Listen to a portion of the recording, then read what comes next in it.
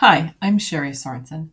I will walk you through a few details on the online application system so you can navigate quickly and easily. From the Land and Water Conservation Fund website, click on Grant Application. Before you can start the application, you will need to establish a user account and an organizational account. You click here to do that. Once approved, you can log into your account.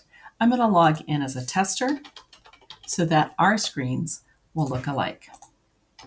The page will open to the dashboard. To find the LWCF grant, click on Funding Opportunities. Scroll through until you find 1636. The title of this is 2024 Land and Water Conservation Fund Grants Application. When you click on that funding opportunity, it will come to this Funding Opportunity Details page. The first section gives you information about this grant, what the minimum and maximum is, as well as the project dates. If you scroll through and read through the description, you will see the order in which we suggest you read the guides, additional information in terms of submission, and then the contact information for the LWCF team. Scroll down a little further and you will find the attachments. These are the reference documents that we referred to earlier. It also includes a general resolution form, if that would be helpful to you, and the detailed project budget form and example that everybody will need to include as part of their application. So it's a good time to download all of this information, and you do that by just clicking on the blue lettering. Below that are website links that you might find helpful as you're creating your application. If you scroll back to the top, and over to the right, you'll find the green button that says Start New Application. Clicking on that, you will see on the left-hand side, it has changed to Applications tab. We now have the Application Creation Wizard. This is simply 3 steps to establish this application, associate with an organization, with specific people, and give it a application number. So I'm going to put in something simple like playground in Near Park. I will leave it as test user. This would be your name so that you can come back in and access it. Then click on the green button to save. The new box here will be organization. If I click on this, I would get a list of organizations that are associated with my particular name. It's not showing up on the screen where I'm recording, but if I click on Nebraska Game and Parks, you'll see that changed in the box. I'm going to click Save Form Information, and I will go to the last step, step 3, which has the new box of additional contacts. This would be where you would put individuals' names, such as the city clerk, the mayor, or someone else who needs access to this application in order to provide additional information. So you would put their name in there. In my case, I don't have anyone that I'm adding in, so I'm going to leave it blank. Save form information. Those are the 3 steps to complete that application wizard. You will now see I have a number, 1666, for the playground in Near Park. You will see up here the status is editing. You'll go down here and in red you can see that it is not ready to be submitted because I have not provided a budget and several of the components are not complete. Here is the list of components or different sections of the application. You can click on any of these sections and go directly to it. However, I suggest that you go in order the first time because it walks you through the steps and defines your project in a manner that is easy and organized. You'll see here under general information, we do have a green check mark. So that means it's done. I'm going to move on to overview of project scope and cost. When I open that up, you'll see the boxes are here ready for me to fill in. If it has a text box, you will typically find there is a character counting mechanism there. I'm going to make this really simple just for this application process of showing you. And I'm going to click on development. This is one section or a subsection in this. I'm going to save form. You'll see that it pops back up to the top.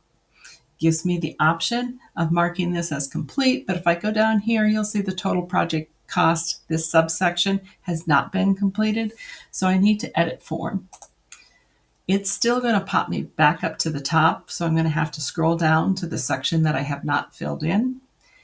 And this is where I'm going to put in the information in terms of what I'm asking for.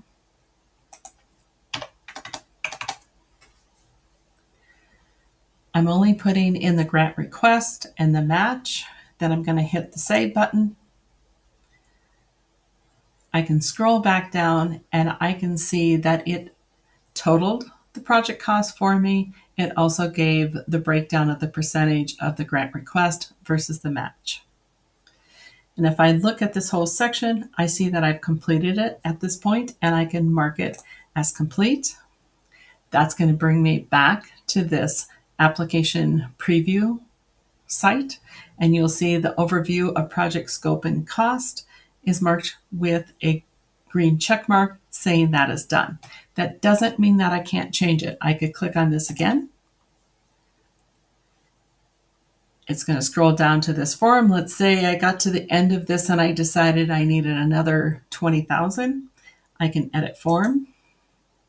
Again, we're popping up, so I'm going to have to scroll down. And I can put in here 120 for both of these and save form. It will go back in and make those adjustments. To move to the next section, I have two options. I can use the blue buttons down here at the bottom to do next or go to previous, or I can go to the top and every one of the sections is here in a tab. I'm going to move to some details that are specific to only certain sections. Land details and project abstract will need more than one section if your application includes more than one project. So let's click on land details. As you can see, there's no form to fill out. You'll need to click on add row to bring up the form. I'm going to fill this out and come back. Okay. So now that I filled this out, I just want to point out a few details on this form.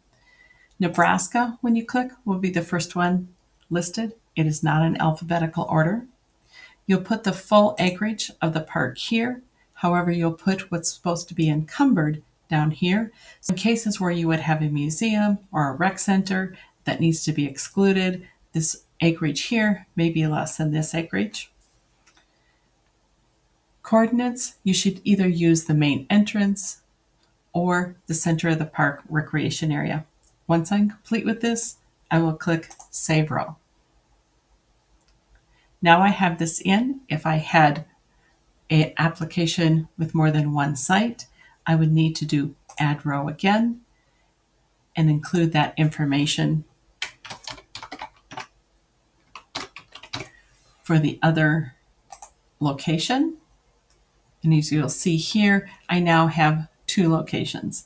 If I had a third location, I would again need to click Add Row. So the same thing applies to Project Abstract. You'll have to add row and complete the Project Abstract for each individual site. Moving on to the next section, I click the blue button.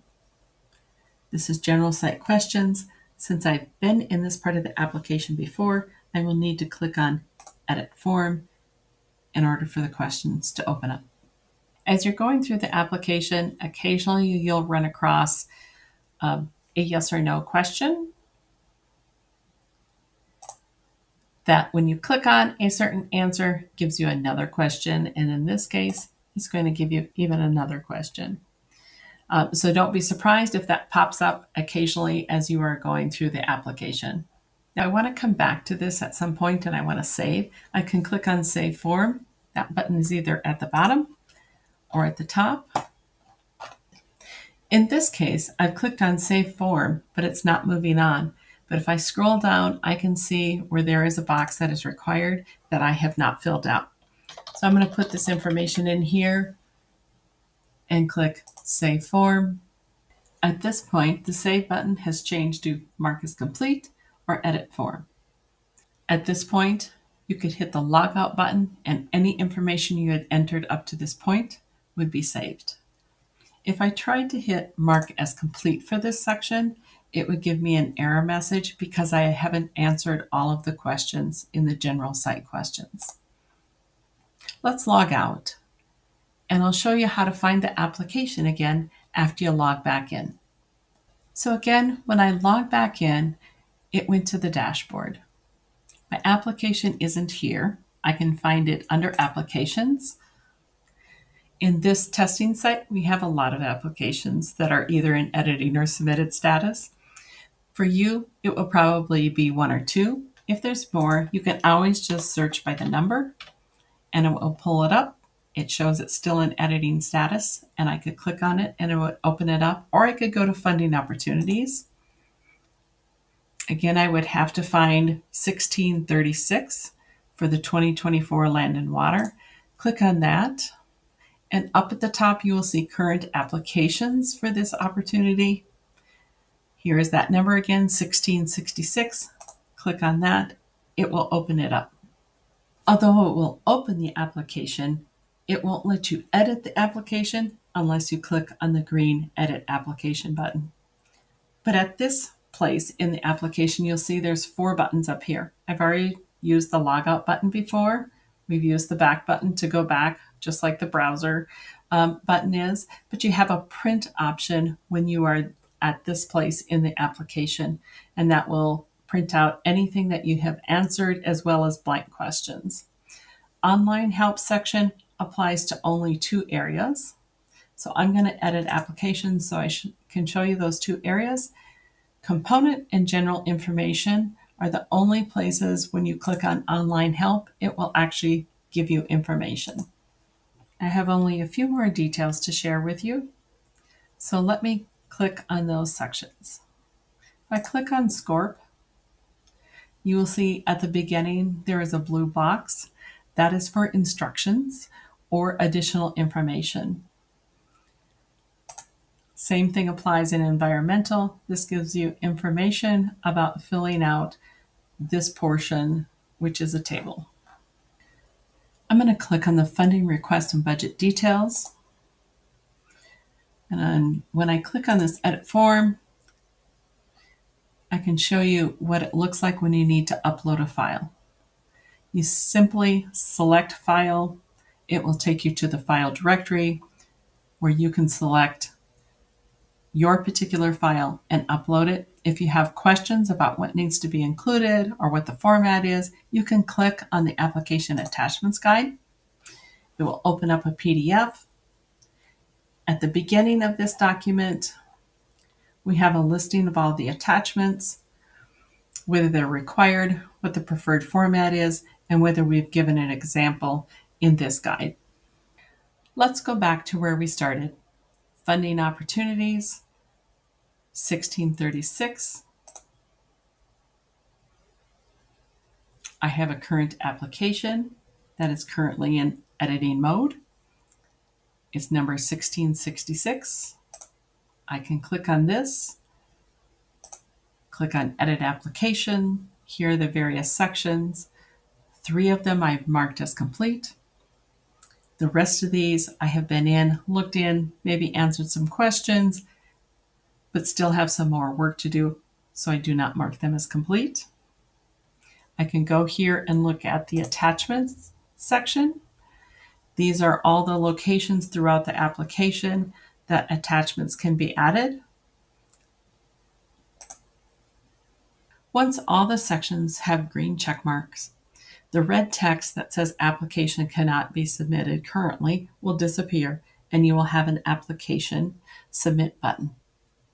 Remember, as you're going through this process, that you can always change any part of the application. You can add attachments, take off attachments until the application due date of September 6th at 11:59 p.m. If you have any questions as you're going through the process, feel free to reach out to us. Thank you.